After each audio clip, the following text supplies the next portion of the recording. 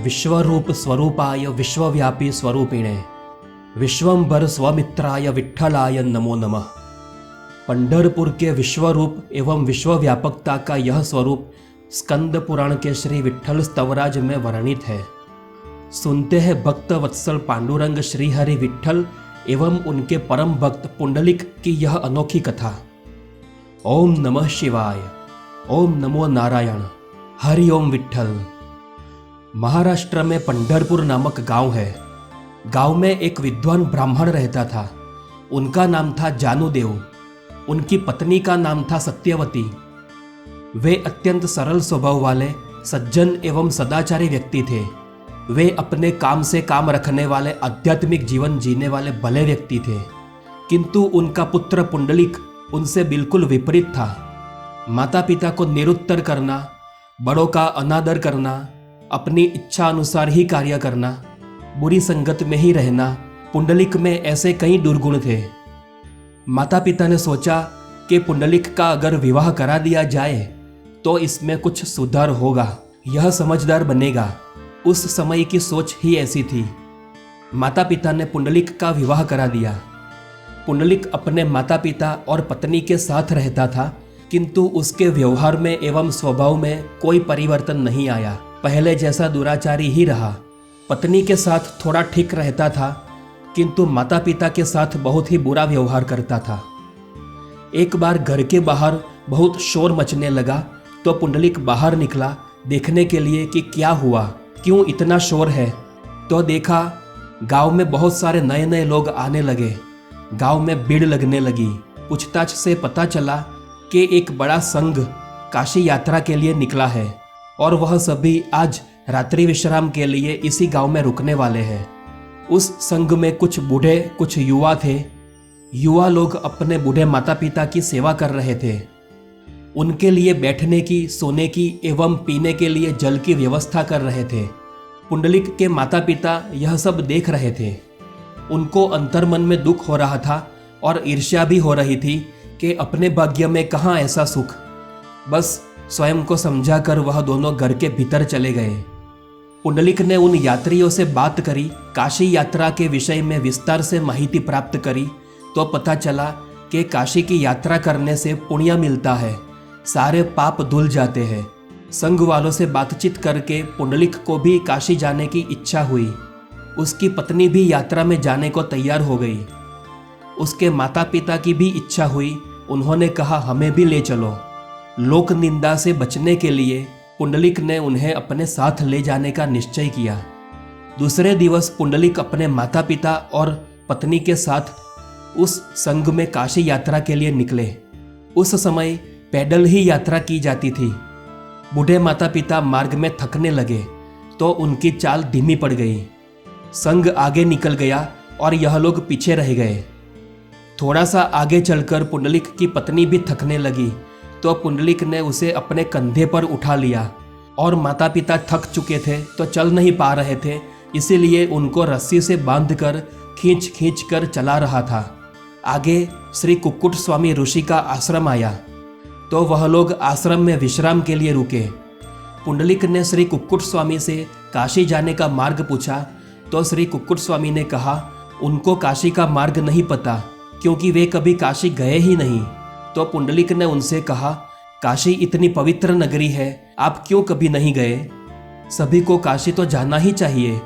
पुंडलिक की बातें सुनकर भी स्वामी जी शांत रहे और पुंडलिक से कहा आज रात यही आश्रम में रहो, कल हम काशी के मार्ग के लिए गांव से माहिती प्राप्त करेंगे। पुंडलिक उसकी पत्नी और माता पिता के साथ उसी आश्रम में रात्रि विश्राम के लिए रुका। रात में पुंडलिक को किसी प्रकार का ध्वनि सुनाई दिया और उसकी नींद खुल गई तो बाहर आया देखने के लिए कि यह ध्वनि कहाँ से आ रहा है। वह आश्रम से बाहर आया तब उसने देखा कि 3 महिलाएं पानी से आश्रम की स्वच्छता कर रही है।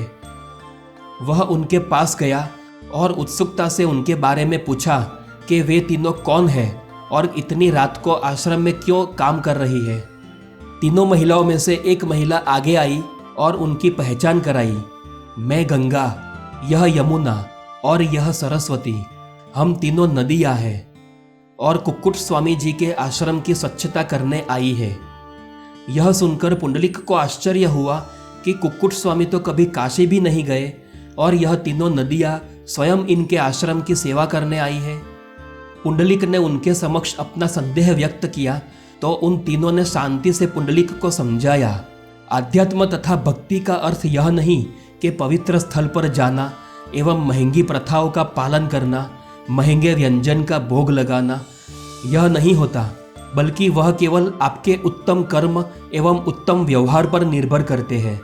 उन्होंने आगे समझाते हुए कहा कि कुक्कुट स्वामी जी ने मन से अपने माता पिता की सेवा करी है और अपना जीवन समाज के हित के लिए समर्पित किया है। वे उनसे जितना हो सके मनुष्य एवं पशु प्राणी पक्षी सभी जीवों की सेवा करने के लिए तत्पर रहते हैं। इस प्रकार स्वामी जी ने मोक्ष प्राप्ति के लिए अधिक पुण्य इकट्ठा किया है और अपनी सेवा के लिए हमें पृथ्वी पर ले आए हैं। तीनों नदियों की बातें सुनकर पुंडलिक को अपनी भूल की अनुभूति होने लगी। अपने माता पिता के साथ दुर्व्यवहार करना और यात्रा के समय अपने माता पिता को रस्सी से बांधकर खींचना, यह दृश्य उसकी मानसिक दृष्टि के सामने आने लगा। उसके दुर्व्यवहार तथा रूखे स्वभाव से माता पिता को हुए कष्ट का स्मरण कर वह व्याकुल होकर रोने लगा। वह मन ही मन दुखी हो रहा था। अपने जन्मदाताओं के साथ दुर्व्यवहार कर उन्हें कष्ट देकर पुण्य कमाने हेतु वह काशी यात्रा के लिए निकला है। यह सब सोचकर उसे स्वयं पर क्रोध आ रहा था। अपने आप को दुष्ट पापी कहकर वह स्वयं को दोष देते हुए रोने लगा। तीनों नदियों ने उसे सांत्वना दी और उसे अपने माता पिता की मन से सेवा कर सुखी होने का आशीर्वाद देकर वह तीनों अदृश्य हो गई। अपनी आंखों से आंसू पोंछकर पुंडलिक माता पिता के पास दौड़कर गया और उनके चरणों के पास बैठकर क्षमा याचना करने लगा। उसे अपनी भूल पर पछतावा हो रहा था। पुंडलिक के माता पिता उसके इस व्यवहार से घबरा गए। दूसरे दिवस सभी ने कुक्कुट स्वामी जी का आशीर्वाद लिया और काशी यात्रा के लिए निकले। अब पुंडलिक ने अपने माता पिता के लिए बैलगाड़ी की व्यवस्था की और स्वयं अपनी पत्नी के साथ बैलगाड़ी के पीछे पैदल चलने लगा। रात्रि की वह घटना से अब पुंडलिक अंतर्बाह्य पूरा परिवर्तित हो चुका था। उसमें स्थित देवस्व ने राक्षसत्व को पराजित कर दिया था। स्त्री लंपट भोग लोलुप दुराचारी पुंडलिक अब सच्चा मातृपितृ भक्त बन गया था। पुंडलिक अपने बूढ़े माता पिता और पत्नी के साथ काशी यात्रा करके पंढरपुर आया। अब पुंडलिक अपने माता पिता की नित्य सेवा करने लगा था। माता पिता की सेवा ही उसके लिए भगवान की भक्ति थी। श्रीहरि विष्णु भगवान पुंडलिक की मातृपितृ भक्ति से प्रसन्न हुए। उसकी सेवा वृत्ति एवं उसका सेवा भाव देखकर भगवान उसकी परीक्षा लेने के लिए उसके घर के द्वार पर पहुंचे। श्रीहरि विष्णु भगवान पुंडलिक के द्वार पर आकर उसे बुलाने लगे, हे पुंडलिक बाहर आओ, मैं तुम्हें मिलने आया हूँ। पुंडलिक अपने माता पिता की सेवा कर रहा था तो उसने कहा, मैं बाहर नहीं आ सकता, इस समय मैं अपने माता पिता की सेवा में व्यस्त हूँ। उनके सो जाने के पूर्व मैं उनकी सेवा को अधूरी छोड़कर नहीं आ सकता। कृपया आप कुछ क्षण पश्चात आए। भगवान ने कहा, ठीक है, तुम सेवा करो, मैं यही तुम्हारी प्रतीक्षा करता हूँ। क्योंकि बाहर बैठने के लिए कोई व्यवस्था नहीं थी, इसलिए पुंडलिक ने उसके पास पड़ी एक ईंट बाहर खिसकाई और कहा, इस पर बैठ जाओ, मुझे समय लगेगा। पुंडलिक को पता नहीं था कि स्वयं भगवान उसे मिलने आए हैं। वह अपने माता पिता की सेवा संपन्न करके जब बाहर आया तो उसने देखा कि भगवान श्री हरि नारायण स्वयं उसके द्वार पर उसने दी हुई ईंट पर खड़े हैं। अधिक समय लगने के कारण भगवान थक गए होंगे, इसलिए अपनी कमर पर हाथ रखकर खड़े हैं। पुंडलिक ने भगवान को देखा तो आश्चर्यचकित हो गया और भगवान के चरण स्पर्श किए। उसने सोचा कि यह तो बहुत बड़ा पाप हो गया, मैंने भगवान से प्रतीक्षा करवाई। वह भगवान से क्षमा याचना करने लगा। वह भाव विभोर हो उठा। उसको कुछ समझ में नहीं आ रहा था कि क्या करूं, स्वयं भगवान मेरे घर पधारे हैं। भगवान ने कहा, पुंडलिक तुम मेरे सच्चे भक्त हो, मैं तुम्हारी मातृपितृ सेवा की भक्ति से प्रसन्न होकर तुम्हारी परीक्षा लेने आया था और उसमें तुम उत्तीर्ण हुए हो। बोलो क्या वरदान चाहिए। यह सुनकर पुंडलिक की आंखों से प्रसन्नता के आंसू बहने लगे। अत्यंत भक्ति युक्त अंतःकरण से उसने कहा, भगवान, मुझे मेरे लिए कुछ नहीं चाहिए, मुझे केवल आप चाहिए।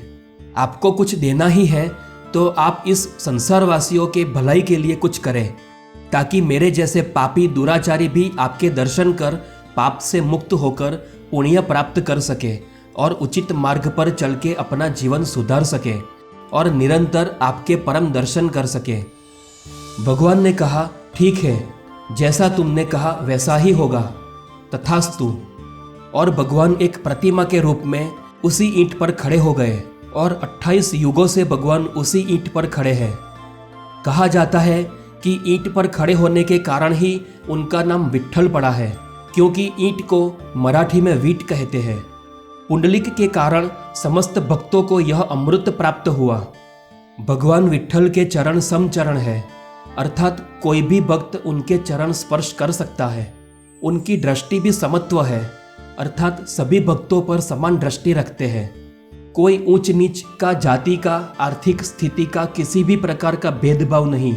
जो उनके चरणों में लीन होता है वह भी समत्व दृष्टि प्राप्त करता है।